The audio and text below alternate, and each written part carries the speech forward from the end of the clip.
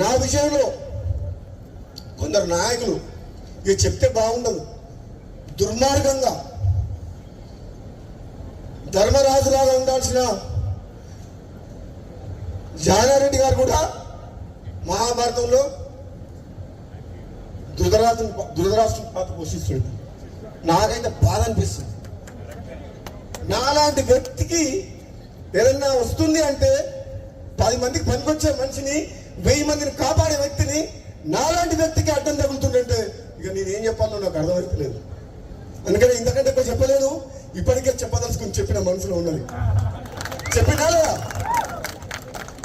నన్ను చూస్తే భయపడుతున్నారు అందరూ. నేను వస్తున్నట్టు బామ్మోడు వస్తే ఏం చేస్తాడో ఆయన మా మాట వింటాడో వినడో అనుకుంటున్నా. ఎంతో మరి అధిష్టానమేమో ఇస్తా అంటుంది. ఆయన 20,000 30,000 మంత్రి పదవి అనిపించారు. ఇప్పుడు వచ్చి గుర్తొచ్చింది రంగారెడ్డి హైదరాబాద్. ఏ మంత్రి పార్లమెంట్ సభ్యుని గెలిపించారు? చాలా మంది మంత్రులు తెలంగాణలో పార్లమెంట్ కు ఇన్ఛార్జ్ పెట్టిన మంత్రిని.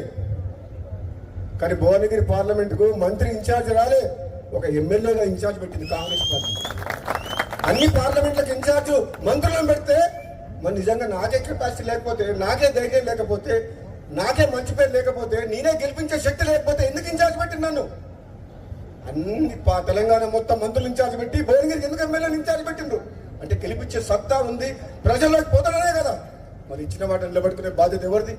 మీరు ఇన్ఛార్జ్ పెడితే గెలిపించి ఇచ్చినావా లేదా సీటు? ఎవరిచ్చిండ్రు? ఆదిలాబాద్ గెలిచిందా? మహబూబ్ నగర్ గెలిచిందా? సికింద్రాబాద్ గెలిచిందా? మల్కాజ్గిరి గెలిచిందా? మేదక్ గెలిచిందా? కరీంనగర్ గెలిచిందా? ఈ మంత్రులంతా ఎక్కడ పోయిండ్రు? మరి ఎక్కడ? నేను అడిగేది ఓ దయా దాక్షిణ్యాల మీద మీరు ఎప్పుడు ఇస్తారా అని మేము ఎదురు చూస్తలేము. నిజంగా పార్టీ బతకాలంటే, ప్రభుత్వంకి మంచి పేరు తేవాలంటే, నిజాయితీగా సమర్థవంతంగా ప్రజల కోసం, పార్టీ కోసం, ప్రభుత్వం మంచి పేరు తీసుకొచ్చే వ్యక్తులకే ఇవ్వాలి అని చెప్పి అంటున్నాం.